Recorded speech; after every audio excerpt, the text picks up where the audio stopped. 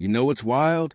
The Blue Jays are sitting here with what looks like their best offseason in years, and people are still asking if they're done. Shane Bieber back in the fold.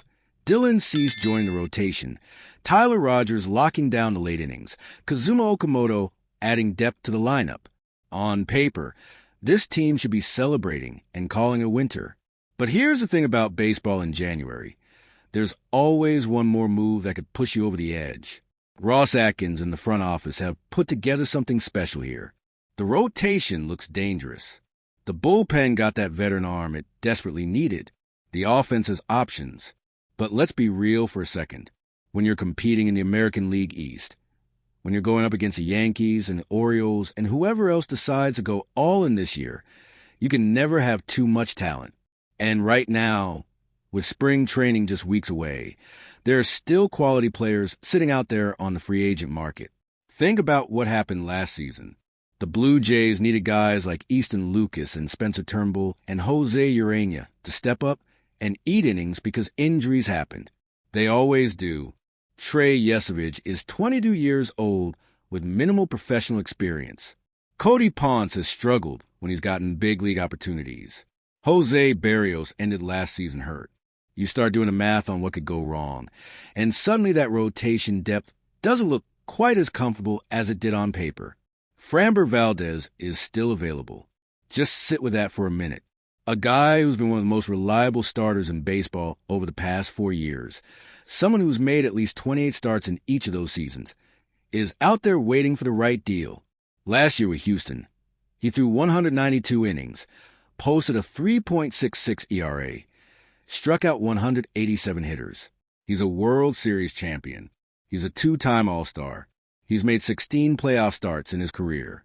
This isn't some reclamation project or lottery ticket. This is a proven winner. What makes Valdez so appealing for Toronto specifically? The guy gave up 7 home runs all season.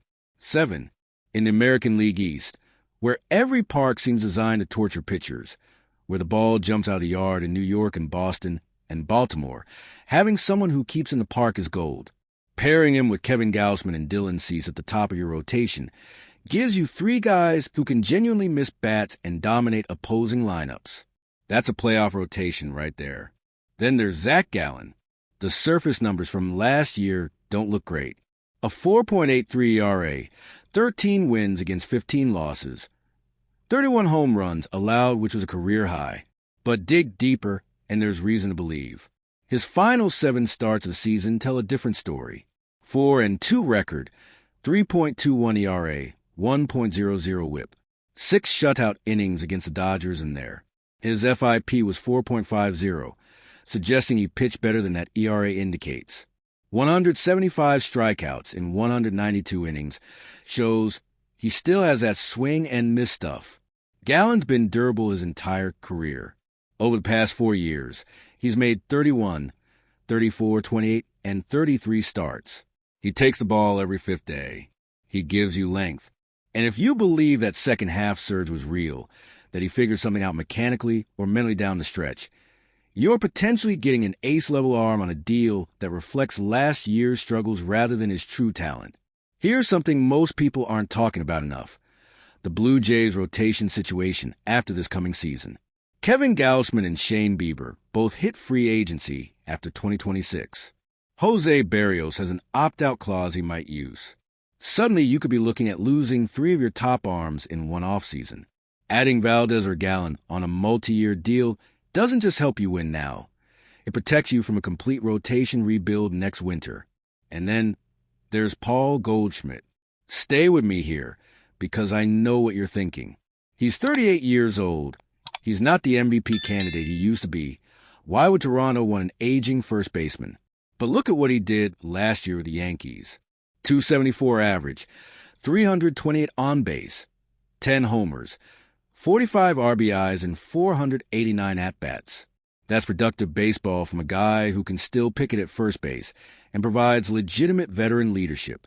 The Blue Jays have always valued having a natural backup at first base.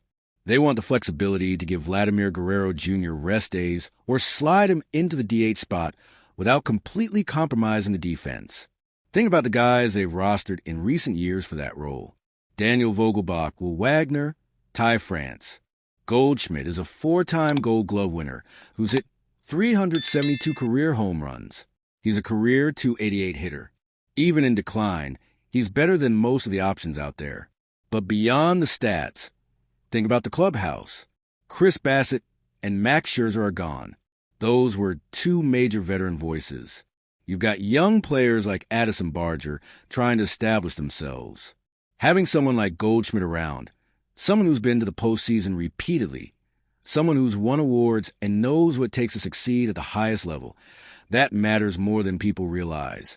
The clock is ticking. Spring training starts next month. Rosters will be set soon. The Blue Jays have already had a strong winter, but strong doesn't win championships. The moves are out there to be made.